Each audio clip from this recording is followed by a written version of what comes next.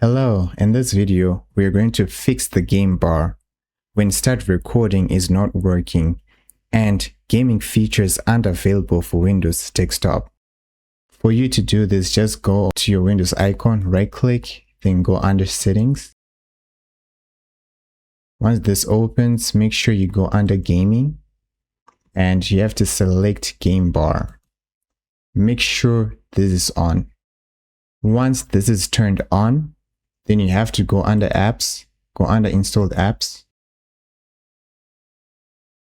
Here, search for Xbox.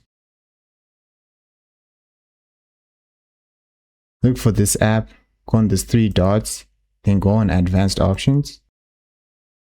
Scroll down and here, click on terminate and click on repair.